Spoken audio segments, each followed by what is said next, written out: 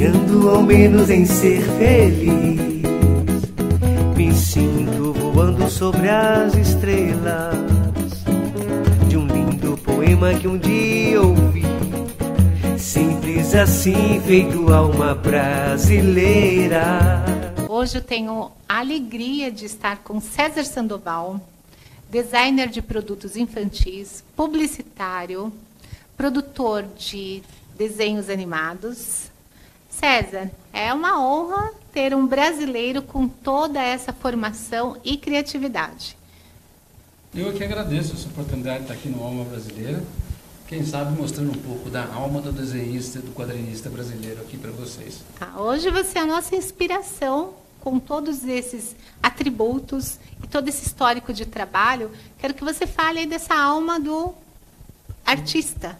Então, o brasileiro precisa ter uma alma bem inquieta para poder fazer sucesso como quadrinista e como trabalhar na área de animação, já que o mercado aqui não nos favorece muito, né? Então, você pode ver assim, nós temos poucas marcas, né, na área de quadrinhos e de personagens aqui no Brasil, porque o mercado nos favorece. Agora, com a internet, com a transmídia, nos favorece um pouco. Temos um alcance para o mundo. Abriu um pouco mais.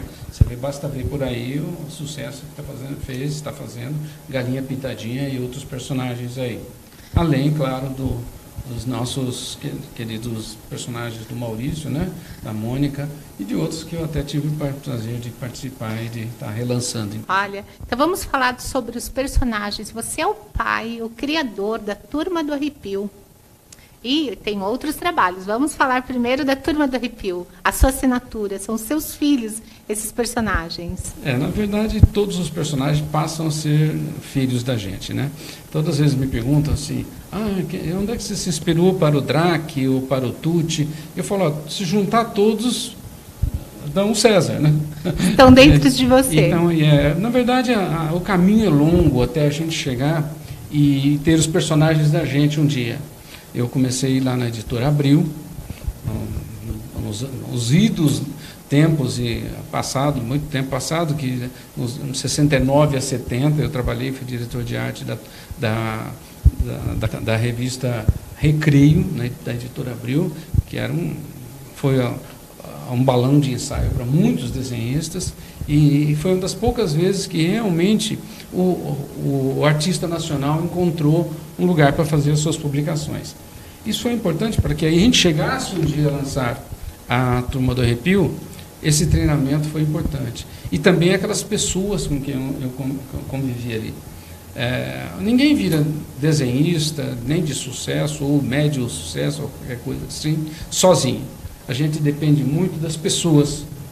Gente que nos criticou adequadamente, até nos desafiou durante o caminho e tudo, mas assim, um desenhista não nasce sozinho, ele precisa desse substrato, dessas editoras. O problema é que no Brasil isso está acabando.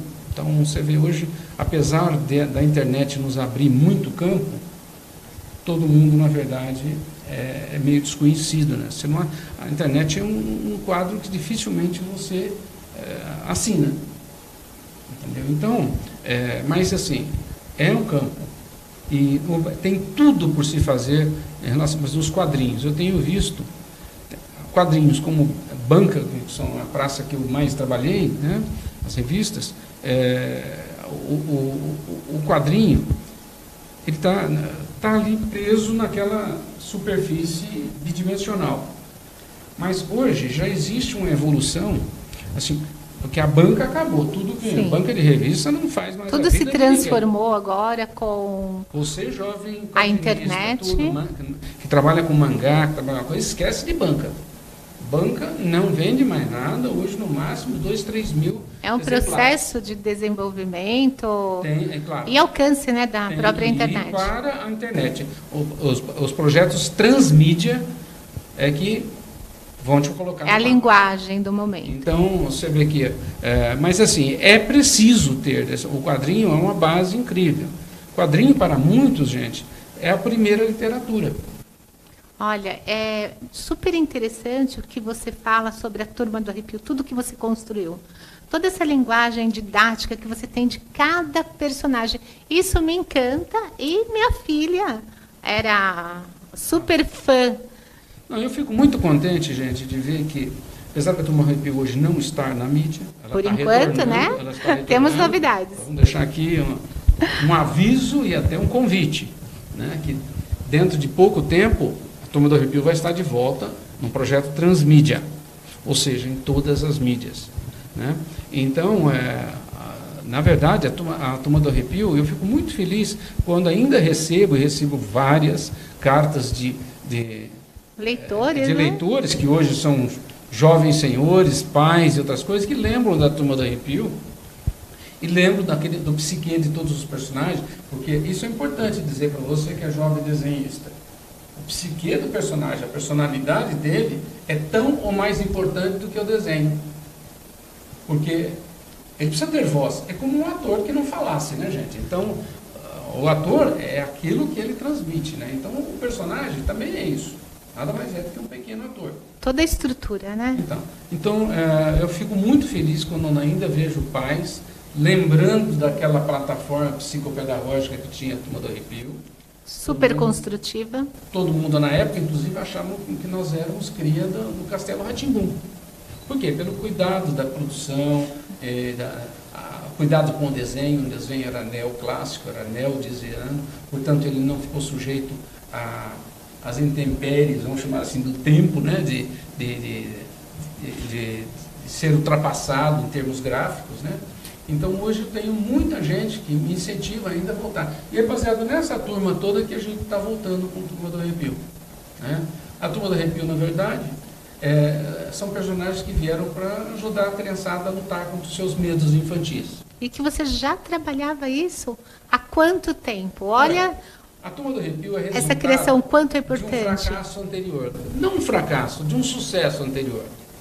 A gente trabalhava os Trapalhões, nós temos o meu estúdio de desenho animado e de quadrinhos, e nós, não sei se o pessoal sabe, mas a gente fazia a versão animada, a versão estilizada dos Trapalhões, que eram os Trapalhõezinhos. Nós tínhamos uma revista com a editora Abril, e também o licenciamento nos deu inúmeros produtos, né? Todos eles com o meu desenho, graças a Deus. Um trabalho de muito sucesso. Então, isso tudo começou com o acaso, porque o acaso é uma das coisas mais importantes na vida do quadrinista.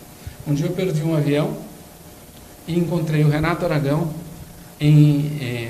no aeroporto de São Luís, do Maranhão, e ele também, parece que por alguma razão, ele não tinha pego o avião dele também, e claro que eu não ia perder uma chance dessa, né? Encontro ele no bar do hotel, tomando lá sua água de coco, e eu, infelizmente, na época, eu peguei dele uma boa malhada, e perguntei para ele: Renato, como é que pode? Vocês dão 27, 28 de Ibope, mas não tem um produto infantil com o seu Turma dos Trapalhõezinhos, os Trapalhões?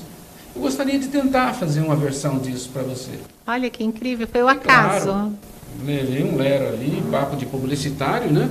E um publicitário que não deixa escapar uma brincadeira dessa, né?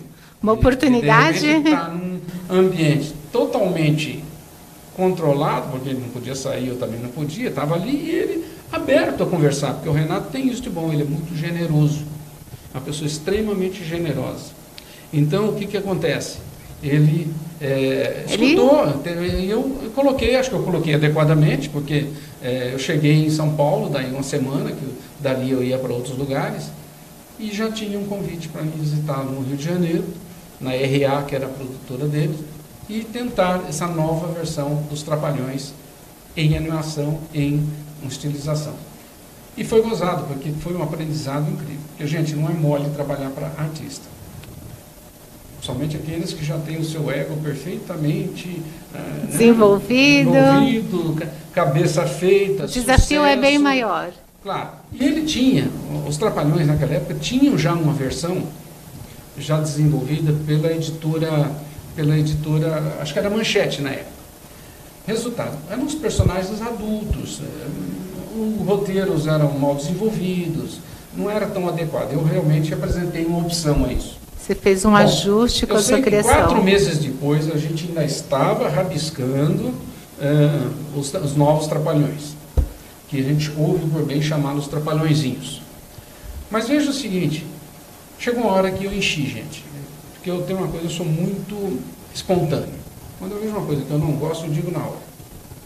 E a gente já estava fazendo isso, e tem uma coisa, artista, você desenhar com alguém em cima do seu ombro aqui, Aí, falando, não dá muito certo. interfere muito na criação. O artista precisa dessa Imagina, liberdade. você está desenhando a mulher do Mussum, olha, a bunda dele está muito grande. É. Ô Renato, esse não é o sorriso dele. Ó, tá muito careca. O Renato não vai aprovar isso porque ele é muito careca. Você deixou ele muito careca. Então, vai lá, borrachinha de novo, tal, meu pai. Isso interfere muito. Eu já estava 6 meses indo e voltando para o Rio de Janeiro, naqueles incríveis Eletra da Varig. Deixa-se uma saudade muito grande na gente pendurado naqueles aviões elétricos. Lá eu nunca gostei muito, apesar de ser piloto, nunca gostei muito de andar em avião que não estivesse controlando. Mas a gente tinha que ir quase que toda semana para lá. Chegou uma hora, eu enchi. A gente estourou. Falei, olha, não estou contente. A reunião toda lá, com todos os trapalhões, o Renato, os filhos dele, todo mundo lá, e eu falei, ó, não está bom não. Não, isso aí não, Você não também, é isso artista? que eu quero fazer. Mas como? Não, nós já estamos falando e tal. Aí chegou uma hora que eu falei, olha, você quer saber de uma coisa? O problema de fazer personagem, nós estamos visando aqui fazer um produto próprio para merchandising, que a gente consiga fazer animação, quadrinhos e outras coisas, não é? É isso aí. Então, o problema é que vocês são feios. Imagina eu falando isso para uns astros da TV com um ego devidamente inflado pela fama. Falei, não tem condição, isso aqui é muito feio. Eu virei para o Renato e falei assim, o Renato, não, porque tá bom. Isso. Falei, não é isso. A melhor versão adulta de vocês é essa que a linguagem é outra. Na TV. Qualquer coisa que for contra isso, ou querer complementar isso, está tudo errado. Porque uma versão adulta é essa da TV. Aí eu tinha feito uns rafes, uns rabiscos. Estava uma época que tinha Baby tudo, né? Tinha Baby, sim, tudo contra teve Baby. Um momento. Tinha uma época que era Baby isso, Baby aquilo. E eu tinha rabiscado uns Baby trapalhões. Olha, todo esse processo... A hora que eu botei na mesa, falei, olha, para mim a coisa é isso aqui. Ó. É o processo do estudo. Falei, Renato, como é que você acha que alguém vai botar esses personagens que nós fizemos até agora, não esses novos, numa fralda de criança ou num sabonete? Vocês são feios pra caramba, gente. Não vai, mãe não vai querer pôr isso aí. É uma outra linguagem, a delicadeza, a hora que eu mostrei, né, o Baby Trapalhão, todo mundo falou, é isso aí. Está provado. Gente, 1 mês e meio depois nós estávamos registrando a marca. Olha que espetáculo. Registrando os novos trapalhõezinhos, que eram os trapalhões quando eles tinham 7 a 8 anos. E foi um sucesso veio. Sucesso grande. 15, 20 dias depois, a gente fez um protótipo da revistinha para a editora Abril, que também teve um outro acaso. Eles tinham acabado de perder Maurício de Souza, que tinha ido para a Globo. Claro, tinha espaço para a gente. Então, a oportunidade também é uma coisa importante. Você precisa estar antenado para o mundo. E ao encontro, não de encontro, né, mas ao encontro das necessidades.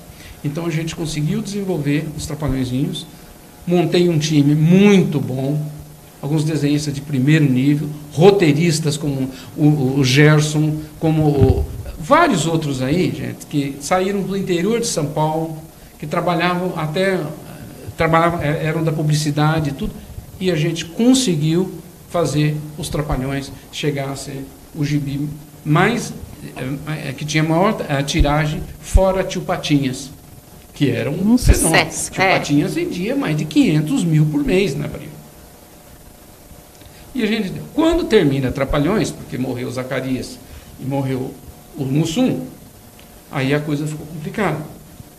Porque a discussão sobre direitos autorais e outras coisas é toda complicou. essa parte burocrática, né, que acaba impedindo e tudo tem um começo, alguns meio, projetos de caminharem. Por isso que eu louvo o Maurício. O Maurício, tudo tem lá seus defeitos, sua qualidade, mas ele tem uma grande qualidade, a perseverança, a persistência. Então o Maurício está com os personagens dele há mais de 60 anos, Nossa, eu acredito. Isso é fantástico. Porque eu lembro que eu fazendo estágio no Maurício de Souza, em 68, 69, e os personagens já eram um sucesso. Então, o que acontece? Essa perseverança é necessária. Mas tem coisa que termina antes. Com a morte do Zacarias e em seguida do Mussum, a coisa mudou realmente. Mudou. Claro. Mas aí a gente falou, e agora? Eu dimensionei todo o meu estúdio para o sucesso de Trapalhões. Eu tenho o prazer de ter dado emprego para grandes talentos do quadrinho, da animação, e até roteirista, formado uma geraçãozinha de roteiristas, gente a quem eu devo muito na minha vida. Né? Então, essa valorização é muito importante. Roberto Fukui, por exemplo, um desenhista que sem ele Trapalhõezinhos não teria existido. Queria que você falasse. Gustavo Machado, outros, entende? Então, tem essa coisa de você aproveitar aquele momento que você está. Mas aí a gente terminou Trapalhões. O que a gente faz, gente? Acabou Trapalhões. Nos quadrinhos. Quadrinhos. Não, nos quadrinhos, pelo amor de Deus. Me perdoe, eu estou puxando a sardinha para a minha brasa aqui. Nos quadrinhos. Não a minha brasa para a sardinha. Então, o que acontece? A gente precisava botar outro projeto no lugar. E aí, como eu trabalhava muito para os Estados Unidos, fiz bastante desenhos animados para os Estados Unidos, trabalhei lá. E então eu comecei a pesquisar alguma linha de personagem, porque todos os meus amigos publicitários brasileiros, que eram meus clientes do estúdio de desenho animado, viraram, por que você não cria o seu, César? Falaram óbvio para mim. Porque tem uma coisa muito importante, o quadrinista às vezes não acredita muito em si.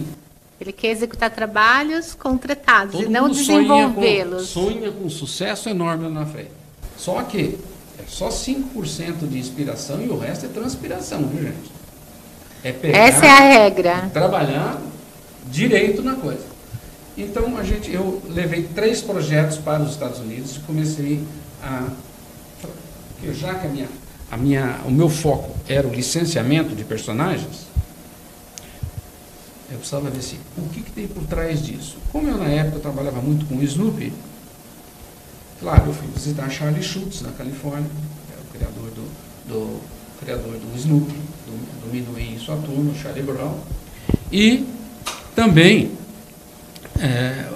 outras empresas que faziam negócios, né? Que eram os caras que traziam os negócios para o esquema de licenciamento.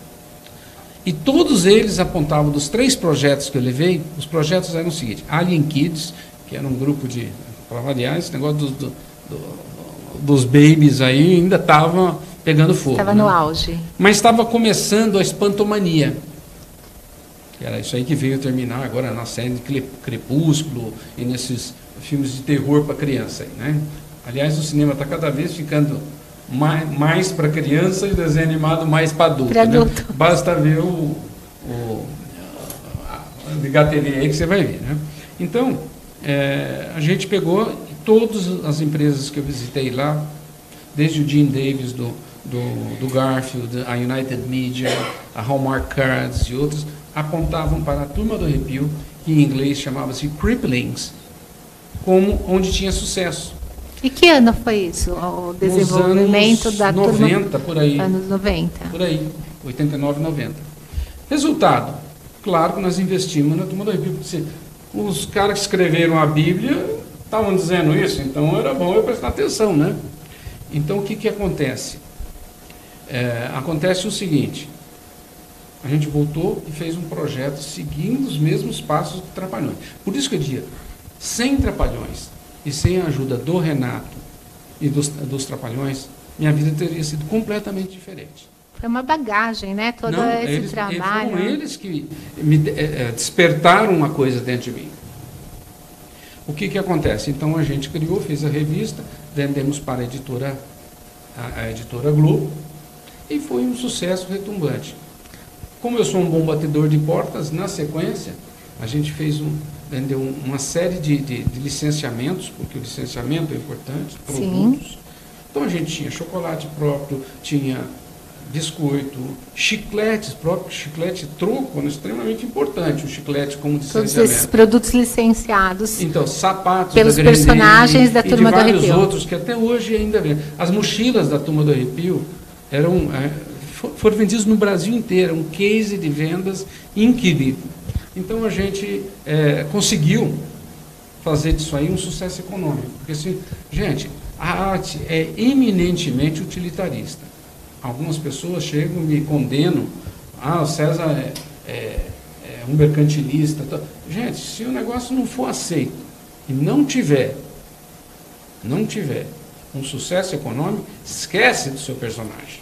César, quero te pedir para você falar sobre os personagens da Turma do Arrepio, porque ele tem toda aquela parte didática, a personalidade de cada um, a Medeia, o Belfredo, e é tão importante destacar isso, porque isso é a construção, né? As crianças vão se familiarizar com a personalidade, vão se identificar. Você já falava sobre bullying. Olha, isso é interessantíssimo essa tua pergunta, porque é o seguinte, a personalidade é uma coisa, é o que move o personagem. O personagem só graficamente, gente, você que está desenhando, o garotão que está aí pregado na mesa fazendo super-heróis agora, lembra, esse personagem precisa ter voz, ele precisa ter posicionamento, ele precisa ter opinião, ele precisa ter até defeitos. Você tem que se identificar, qualidades, né? E tudo. Crescer. Ele tem que ser o mais próximo possível de um ser humano. Então, a Turma do Arrepio era um grupo de meninos, eram os netos dos grandes monstros do cinema. Na verdade, não é a história só dos meninos, é a história de um condomínio chamado Edifício do Arrepio, onde moram os grandes monstros do cinema. Aliás, os netos dos grandes monstros. Então, a história era sobre o Stein, que era o neto do Frankenstein, que era o Tucci, que era o tataraneto do Ramsés II, né? Era a Medeia era a neta da grande bruxa. A mãe dela era uma bruxa de sucesso. Você faz as crianças quererem estudar história, né? Então, essas referências. O Drac era o neto, um nobre, né? Neto do grande Drácula, que era um conde. Né? E o Lube, que era o neto do lobisomem. Então, essas imagens, gente, elas são comuns ao mundo inteiro. Essa foi a chave do sucesso da Turma do Arrepio. Do Arrepio. Porque eles são, qualquer um que olhe, identifica imediatamente. Essa fácil identificação. Faz parte, né, da nossa infância. Não, porque você vê uma múmiazinha aí. Não precisa explicar o que é uma múmia, ela se auto-explica. Sim. Entendeu? Então, você vê um vampirinho, é um vampirinho, entendeu? Não tem que explicar como é que é. Então, eles já vêm com uma história pregressa atrás deles. Claro que a gente aí introduziu a gente. Era um grupo de meninos especiais, crianças especiais, que tinham qualidades diferentes das outras, mas não deixavam de ser crianças. Isso então, é fantástico para o universo infantil. O Drac, por exemplo, é o neto do grande Drácula. Então, ele andava tudo de terno e gravata, todo bem arrumadinho. Ele é neto, filho de um nobre. Representa. Filho de um nobre. Então, o universo dele é o universo da cultura. O universo assim, o Drac fala 5, 6, 7 línguas. Ele acha o cúmulo você não falar 5 línguas. Do que é o natural para a cultura. Até sânscrito que não se fala. Então, é uma inspiração. Ele é a referência para quê? Ele é um fleumático, quase como fosse um inglês, todo cheio de pose, né? Nobre, né? Então, ele é a nossa referência para assuntos de história, de história geral, de música clássica, de conhecimento em geral, de geografia. Então, o universo dele é esse. Quais são os defeitos dele? Ele tem um outro personagem que tira uma com a cara dele o tempo todo, que é o Belfredo. O Belfredo é o personagem mais querido da nossa amiga Regina Cavenaghi. Você vê como tem adulto que ainda gosta do personagem, né? E mas eu também gosto. O Belfredo é o gatilho das gags. Ele tira um pelo com a cara do Drac. Então ele diz que o Drac e morcego, vampiro e morcego é tudo a mesma coisa. Olha a capinha sua aí, ó. Aliás, você precisa pagar royalty para o Batman, hein? Essa tua capinha aí é muito parecida, hein? Então ele vivia tirando um pelo com a cara do coitado do Drac. E era a única hora que o Drac perdia a sua compostura, pose, né? E partia para cima dele, né? Então, com brincadeiras saudáveis, construtivas. Então, veja bem. Depois tinha o Stein, que era o neto do grande Frankenstein. O Stein é um inventor. Mas o inventor, o Stein, vive inventando coisas que ou já foram inventadas ou que estão superdimensionadas. Com essa mania que ele tem de catar coisas e levar para o seu laboratório, então ele acha um motor de ônibus num ferro velho. Ele é a transformação. Ele leva para o laboratório dele, faz um liquidificador, um motor de ônibus. Então você imagina, o problema é levar esse motor de ônibus, esse liquidificador enorme para a cozinha depois, né? E realmente as coisas ficam com um cheirinho de óleo diesel que não é muito bom. Então o Stein teve que lidar com a sua... E geralmente as coisas que ele faz não dão muito certo. Ou então já foram inventadas. Mas ele é um Ele cientista. acredita na...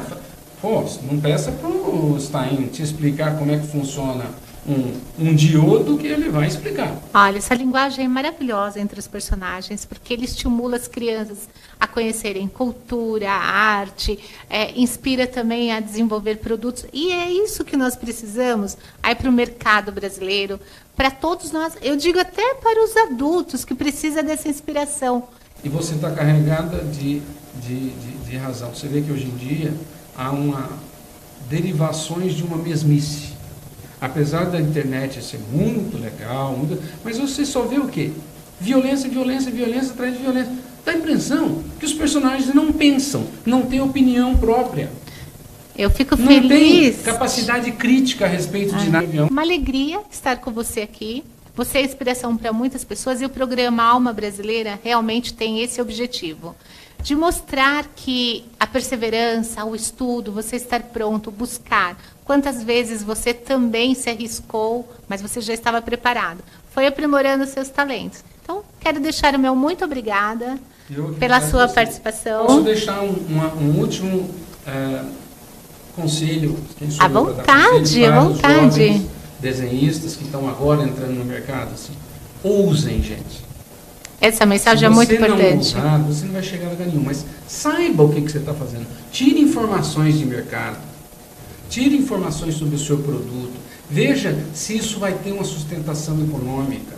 Faça um projeto. O brasileiro é muito pobre de projeto. Um dia você vai precisar pegar o seu projetinho de animação ou de ilustração, vai precisar botar na mão de um executivo. E ele tem que ir rapidamente, porque o executivo não tem tempo, entender qual é o seu projeto. Então eu deixo uma última coisa para vocês. Assim, usem. Bota essa alma brasileira para funcionar.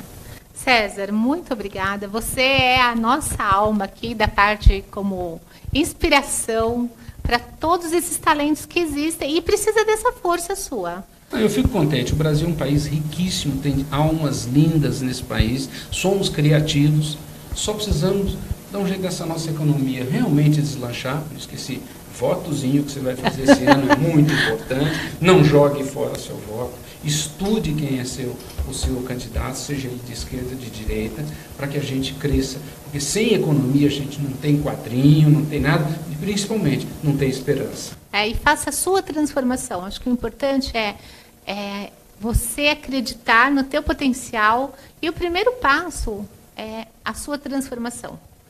Como o Dalai Lama dizia, seja você a transformação que você quer para o mundo, né? Começa você mudando. Agradeço a sua participação e quero te encontrar novamente. Com certeza. Com esse projeto já a todo vapor e com todo esse sucesso. Tá bom. Muito obrigada. Obrigado, gente, pela essa oportunidade fantástica, tá? Muito obrigado a vocês. É uma luz que um dia há de brilhar, buscando o caminho da liberdade, no jeito, no gesto de um olhar, sonhando ao menos em ser feliz. Me sinto voando sobre as estrelas de um lindo poema que um dia ouvi, simples assim, feito alma brasileira.